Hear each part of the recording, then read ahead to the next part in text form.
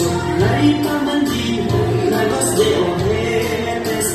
Ang malalagasin haharap sa altar at mananalagian sa kalalakad ng pakit-ding-ding-ding. May paineta pa siya, may suklay pamandin na Los de Ojetes.